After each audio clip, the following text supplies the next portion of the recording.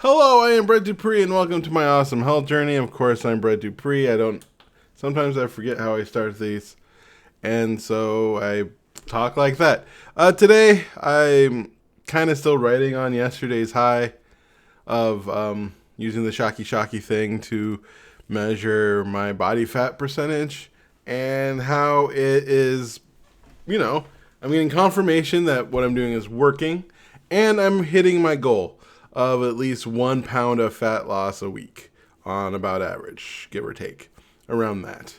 As you know, since May 20th, which is or May 20th, May 30th, which is five. Actually, it's May 30th. It's more like 3.5 months ago. I've lost 16 pounds of body fat off my body. But this got me thinking also once again about the scale. And I used to live and die by the scale. I did so many scale things. I used to do the weigh myself every day to keep myself motivated. It didn't. I used to do those health bets where you weigh yourself and take a picture of your scale with some word and try to win some money. Won some and lost some. And it really, the last 2 times really emphasized to me almost how silly it is to use the scale. Because on September 5th at my doctor's appointment, I weighed in at 451 on that scale. So this scale, I weighed in at 438. And that just shows like a huge discrepancy. But the thing is on September 5th, when I came back, I had an entire week of just eating whatever the heck I wanted because of my birthday. And I'm sure that had a big part of why I weighed so much. And that scale always is higher than the other scale. I don't know which one's more accurate. I'm not, because I think the thing about scales is that they're relative, right? You go by the relative rate of the scale. You don't know how accurate. I don't know how often they calibrate that scale. They probably don't use it very often because it's a special scale, because it's the fat person scale. Which means maybe in February, there's a chance I can go on the normal scale, which would be nice. No longer having to leave the freaking office to go on the fat scale. Makes you feel like, you're a farm animal. And especially when the nurse is like, I've never used this scale before. Well, thank you for that. Make me feel great. Anyway, but it does put a point of emphasis because I've been thinking about it because 2 months ago. So I've done this 3 times, the Shocky thing, where it sends electric. I call it Shocky because it makes me laugh. But, it sends electrical stuff through your body, and, you take your shoes and socks off, and then it measures fat percentage based off the resistance of the electricity. And I'm hoping this is relatively accurate. I'm going to just trust it, mostly because it's giving me the news I want. But the thing that, so 2 months ago, I got onto the scale before the Shocky thing and saw that I weighed like 450, about 450.6, which was 6 pounds less than I did when I weighed in on May 30th at my other appointment. So I lost like 6 pounds in those 2 months, and that was disappointing because, again, my goal is 1 pound a week.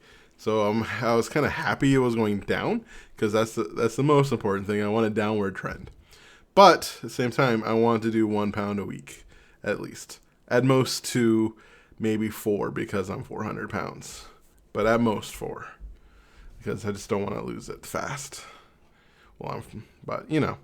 Basically though, I want to lose at least 1 pound a week. And I was disappointed. And then we did the Shocky thing. And I was like, holy crap. I actually lost 8 pounds of fat and 1 point something pounds of muscle. And I had like 4 pounds of crap and water in my body. 4 or 5 pounds was higher than the last time.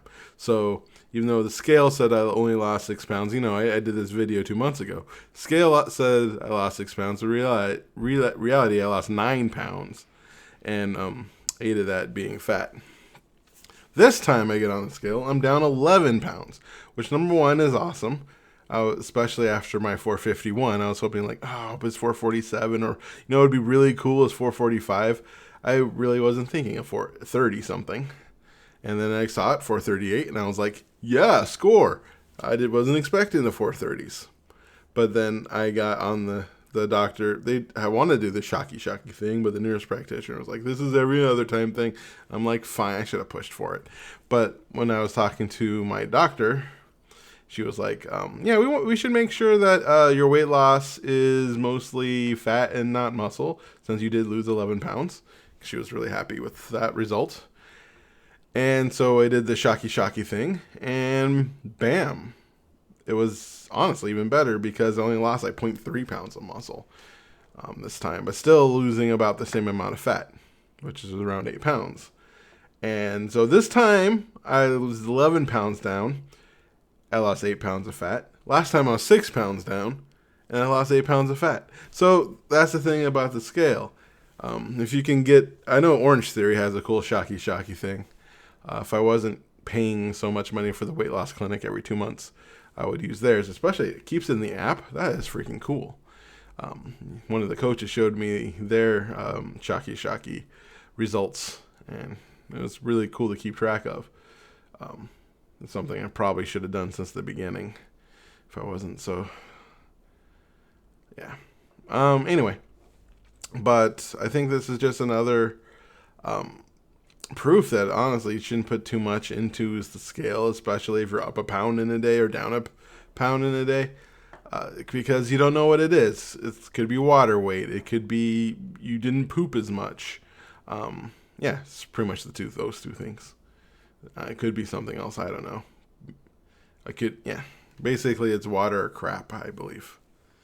So you just don't know if your body's retaining water or whatever. So I guess this is just, remember, take the scale at a grain of salt, and if you can, use the shocky thing.